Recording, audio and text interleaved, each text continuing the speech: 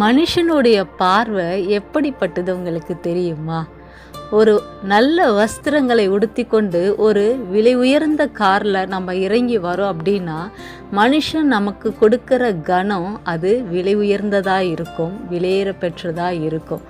ஆனால் தேவனுடைய பார்வையில் விலையேற பெற்றது எது தெரியுமாங்க? எடுத்து வாசிப்போமா? 1 பேதுரு 3வது அதிகாரம் 4வது வசனம் இப்படியாய் சொல்கிறது: அழியாத அலங்கரிப்பாயிருக்கிற சாந்தமும் அமைதலுள்ள ஆவியாகிய இருதயத்தில் மறைந்திருக்கிற குணமே உங்களுக்கு அலங்காரமாயிருக்க கடவது.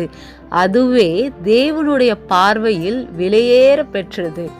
ஆம் பிரியமானவர்களே, நமக்கு எந்த காரியம் அழியாத அலங்கரிப்பா இருக்குமா? சாந்தமும் அமைதலுள்ள ஆவியும். இன்றைக்கு நமக்கு இந்த 2 குணம் இருக்குதா? செக் பண்ணி பார்ப்போமா?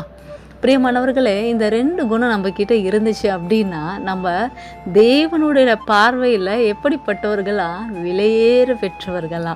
அப்போது சாந்தமும் அமைதலுள்ள ஆவியும் நம்ம கிட்ட இல்லை அப்படின்னா, நம்ம என்ன நினைக்கணும்? ஆண்டவருடைய பார்வையில் நம்ம விலையேற பெற்றவர்கள் இல்லை என்பதை உணரணும். அப்போ உணரும்போது நம்ம என்ன ஆகும்? ஆட்டோமேட்டிக்காக ஐயோ, ஆண்டவர் பார்வைக்கு நம்ம விலையேற பெற்றவர்களாக இருக்கணுமே அப்படின்னு சொல்லி நமக்குள்ள ஆட்டோமேட்டிக்காக இந்த 2 குணமும் ஆளுகை செய்யுங்க.